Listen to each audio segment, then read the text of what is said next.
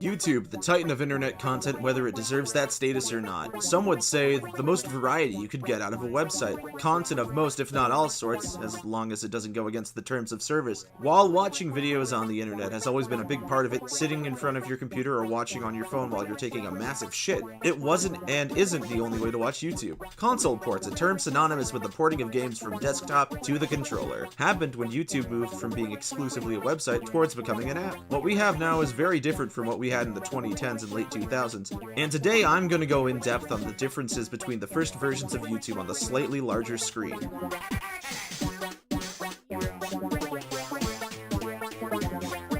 The first section I want to focus on is the Wii release of the YouTube app. Everyone remembers the Wii, everyone loved the Wii, and due in part to how innovative and smooth it felt to play, the motion controls being so easy to grasp, as well as the controller with how it just melts into your hands, made this console the perfect all-in-one entertainment box. But before we get to the app, I guess I should talk about the internet browser on the Wii. The internet channel, released April 11th, 2007, was a pretty basic experience. I mean, it still works today about as well as it did back then when I'd use it as a kid, but as well as being able to read web pages, and I think at a point use like Facebook or Twitter.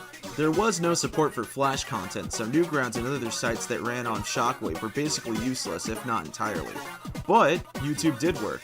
It wasn't the best, but it was pretty cool. I don't remember using it often, just wanted to like once or twice to see what it was like.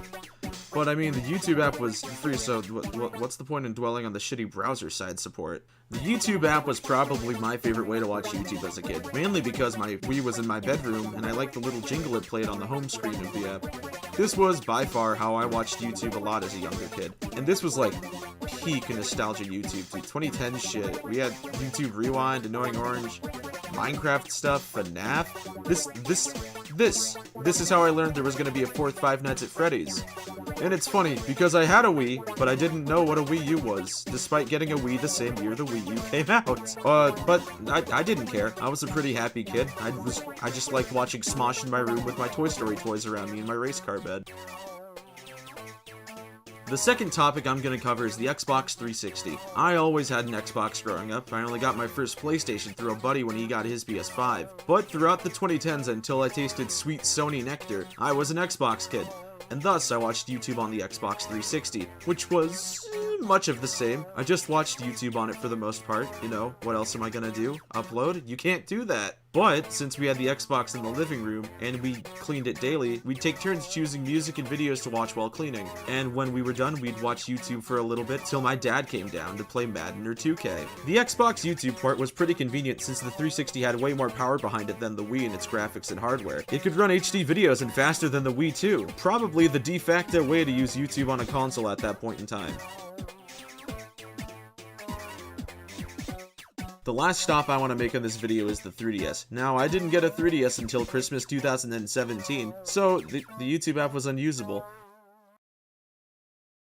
But 3 years later in 2020 for Christmas, I got a new 2DS XL, which had functional YouTube support in the web browser. At this point in my life, I had my old laptop and a hand-me-down iPhone 6, so I only used it when I was like super bored. But for what it was pretty nice. You could change the speed, it had 3D video support, which was kinda cool.